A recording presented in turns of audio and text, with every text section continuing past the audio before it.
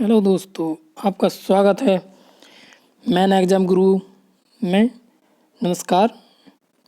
आज हम चर्चा करने वाले हैं एमपी आज हम चर्चा करने वाले हैं एमपी पुलिस के सिलेबस के बारे में, जो कि हाल ही में होने वाला है एग्ज़ाम।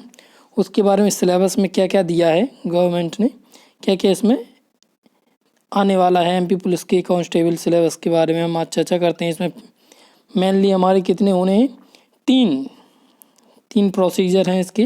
में फर्स्ट है अपना रिटर्न। फर्स्ट जो है वो है हमारा रिटर्न। सेकंड वाला है हमारा फिजिकली टेस्ट, और थर्ड वाला ट्रेंड क्वेश्चन है जो हमारा ट्रेड या ड्राइविंग टेस्ट। 3 टेस्ट होने हैं। उसके बाद हम आगे की प्रोसीजर में आगे बढ़ेंगे। इसके लिए हम देखते हैं आगे इसका जो सिलेबस दिया है उसके अकॉर्डिंग हमें क्या क्या देखते हैं आगे सिलेबस में हमें क्या क्या दिया है। सिलेबस के अकॉर्डिंग पढ़ना पड़ेगा, तभी हमारे आगे से एग्ज़ाम क्वालिफाई होंगे। उसके लिए हमें 100 नंबर का पेपर दिया जाएगा। हमारे साथ एक 100 नंबर का पेपर होगा, जिसमें हमें कुल टाइम जो टेकिंग दिया जाएगा फर्स्ट पेपर के लिए टाइम टेकिंग होगा। कुल टोटल प्रश्न रहेंगे 100, और उसमें 100 मार्क्स का होगा। साथ में 2 घंटे दिया जाएगा टाइम। पेपर का जो लेवल रहेगा हमारा, पेपर का जो लेवल होगा वो 8वीं लेवल का होगा। 100 क्वेश्चन 100 मार्क्स के होंगे, और टाइम रहेगा 2 घंटे के लिए। इसमें नेगेटिव मार्किंग नहीं होगी, नो नेगेटिव मार्किंग। इसमें कोई भी नेगेटिव मार्किंग नहीं होगी। उसके साथ ही हमारा कंप्यूटर बेस्ड टेस्ट है, जो कि सीबीटी है। ये हमारा कंप्यूटर बेस्ड टेस्ट है, और ये हेड कांस्टेबल एएसआई के लिए दिया गया है। दोनों का ही हमारा सिलेबस दिया गया है, दोनों के लिए सेम लेवल है। इसमें किसी भी प्रकार का कोई एक्स्ट्रा नहीं जोड़ा गया है। बस इसमें क्या है, इसमें 100 मार्क्स दोनों में ही है। दोनों क्वेश्चन 100 मार्क्स के हैं, और 100 क्वेश्चन है 100, और इसमें कोई भी निगेटिव मार्किंग नहीं है। बस ये जो अपना नेक्स्ट वाला जो सिलेबस है, इसमें हमें दिया गया है कंप्यूटर नेटवर्किंग सॉफ्टवेयर विषय की ज्ञान होना चाहिए। हमें जो दिया गया है कंप्यूटर नेटवर्किंग सॉफ्टवेयर विषय में हमें क्या होना चाहिए, ज्ञान होना चाहिए। जो किस में दिया गया है हमारा, ये दिया गया हमारा एएसआई की, जो हेड कांस्टेबल एएसआई सेकंड है, उसमें हमें पूछा गया है कि हमें इसके बारे में ज्ञान होना चाहिए। अब हम चर्चा करते हैं सिलेबस के बारे में। जो हमारा सिलेबस दिया गया है कि सिलेबस हमें क्या क्या दिया गया है। एमपी कांस्टेबल सिलेबस, इसमें हमें दिया गया है सबसे फर्स्ट में सिलेबस में हमें दिया गया है कि हमें जनरल नॉलेज एंड रीजनिंग जो हमारी रहनी है, कितने नंबर्स की रहने वाली, हमारी 40 नंबर की रहने वाली है हमारी जनरल नॉलेज। और ये जो दिया गया है general knowledge and reasoning, general knowledge और रीजनिंग जो हमें दी गई है वो 40 मार्क्स की दी गई है। अब जनरल नॉलेज में हमें क्या क्या पढ़ना है, बेसिकली जनरल नॉलेज में तो हमें एमपी से ही आने वाले हैं क्वेश्चन। जनरल नॉलेज में हमें कहाँ से, एमपी से ही पूछे जाएंगे। मैक्सिमम क्वेश्चन होगा वो 60% जो होता है, 60 से 70% क्वेश्चन हमारे एमपी से ही आएंगे, क्योंकि एमपी कांस्टेबल से दिया गया है।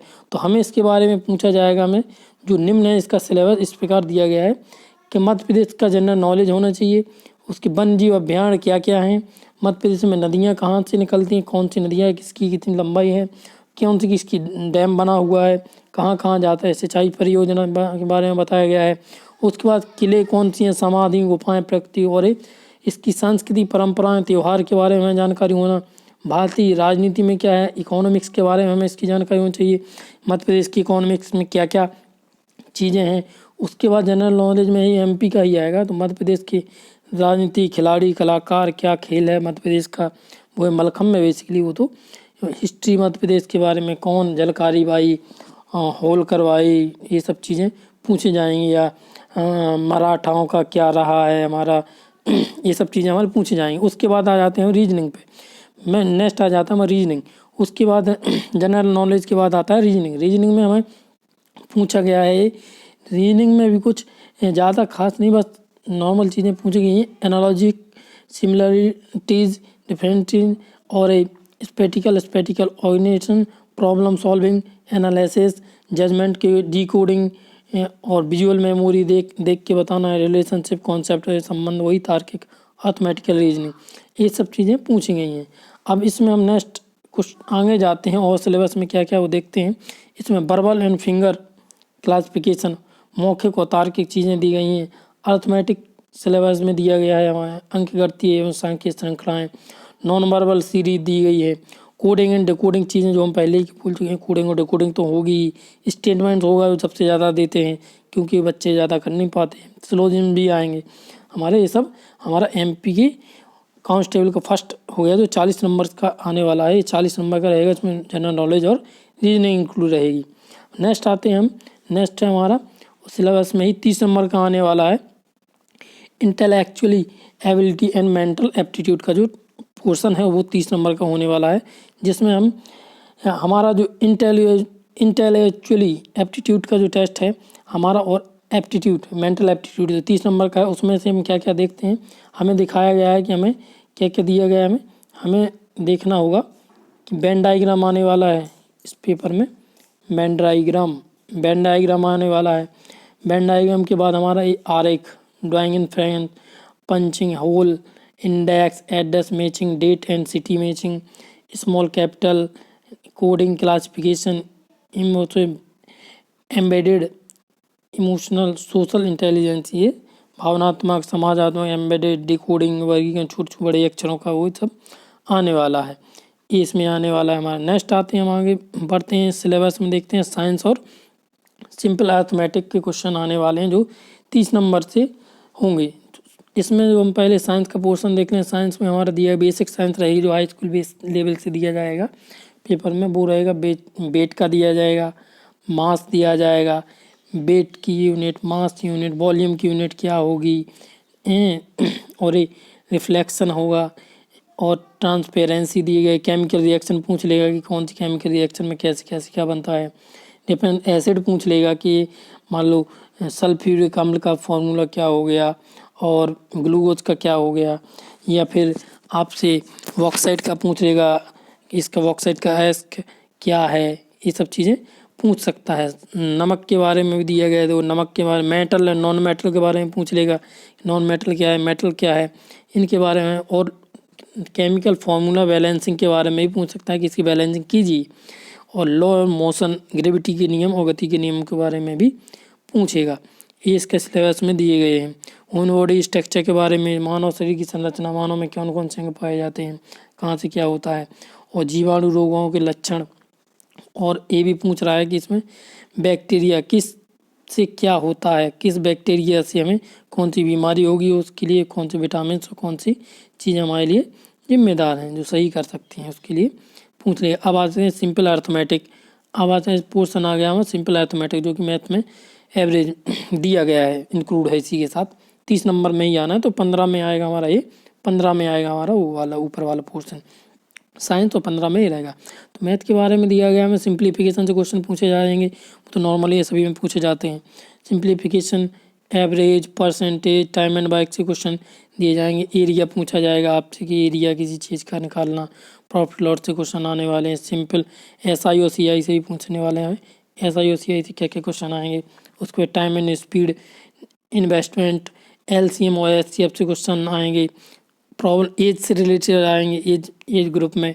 बार ग्राफ, पाई चार्ट आएगा आपका, बार ग्राफ आएगा, बाई डायग्राम आएगा, पाई चार्ट आएगा।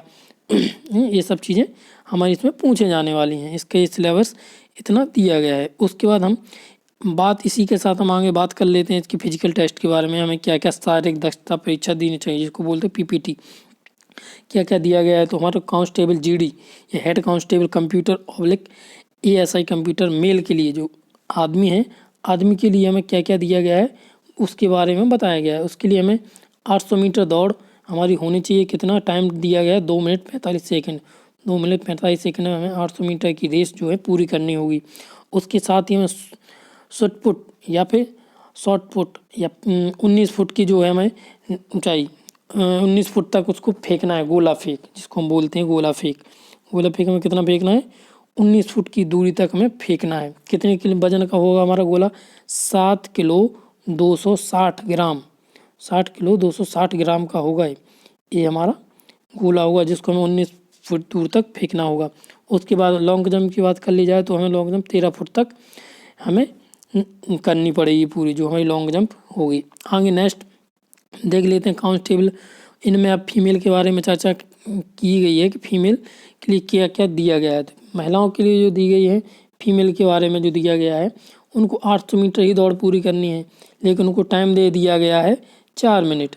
इनको टाइम दे दिया गया है कितना, 4 मिनट दे दिया गया है।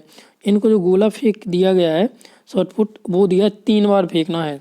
3 बार ही लड़कों को दिया गया, 3 बार ही लड़कियों को दिया। 3 चांस में इनको फेंकना है, 15 फुट की दूरी तक इनको फेंकना है, अपने यहाँ से 15 फुट की दूरी तक फेंकना है। और इनके जो गोला होगा लड़कियों के लिए जो दिया जाएगा, उनके गोले का जो वेट होगा वो होगा हमारा 4 किलोग्राम।